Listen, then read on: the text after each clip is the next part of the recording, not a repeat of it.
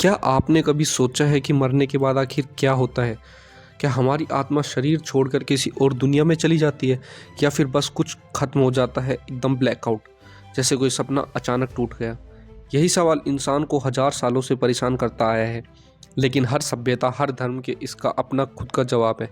कुछ कहते हैं कि पुनर्जन्म होता है, कुछ कहते हैं कि आत्मा स्वर्ग या नरक में चली जाती है, कुछ का मानना है कि बस इस दुनिया से गायब हो जाते हैं हमेशा के लिए। लेकिन विज्ञान क्या कहता है? क्या मरने के बाद सच में कुछ होता है? क्या यह सिर्फ एक मानसिक भ्रम है?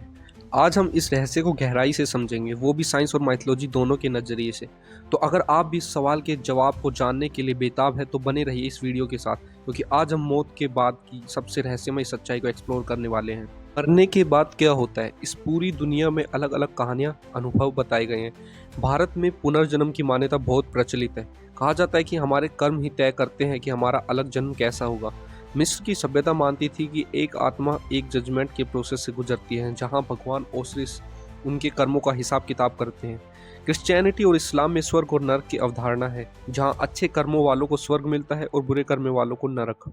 आपने ऐसे लोगों की कहानियां सुनी है जो मौत के करीब जाकर वापस लौटे हैं? इन्हें कहा जाता है नियर डेथ एक्सपीरियंसेस। कई लोगों को क्लिनिकली डेथ घोषित किए गए थे, कुछ समय बाद फिर से होश में आ गए और उनके अनुभव चौंकाने वाले थे।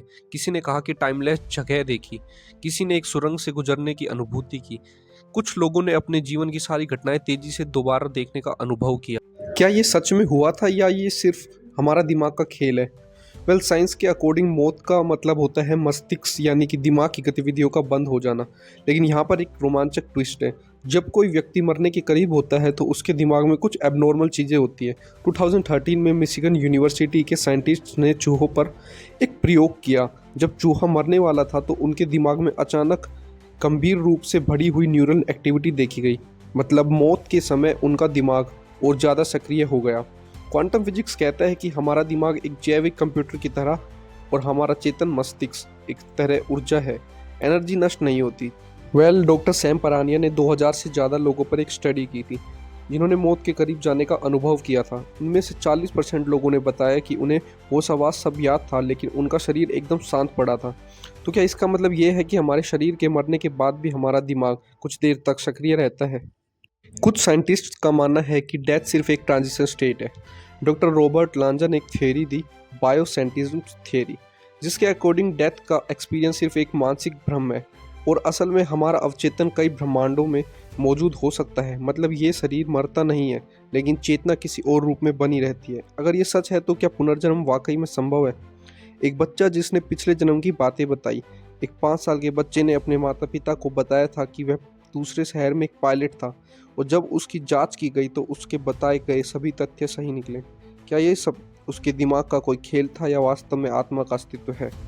Well, what's the next and what's the truth? क्या मौत एक ब्लैकआउट है या सिर्फ नए दरवाजे की पहली सीढ़ी?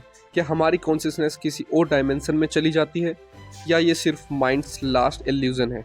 साइंस कहता है कि हमारी चेतना एक ऊर्जा है और ऊर्जा कभी नष्ट नहीं होती, बस रूप बदलती है। लेकिन सवाल ये उठता है, रूप बदलकर कहाँ जाती है? क्या हम किसी और दुनिया में चले जाते हैं या पूरा जीवन सिर्फ एक सिमुलेशन था? मौत के बाद हमें रियल वर्ल्ड में जागने का मौका मिलता है? कुछ कहते हैं हमारा शरीर मरता है, आत्मा अमर होती है, लेकिन अगर आत्मा अमर है तो वो कहाँ जाती है? इसका जवाब अभी तक अनसोल्व्ड है।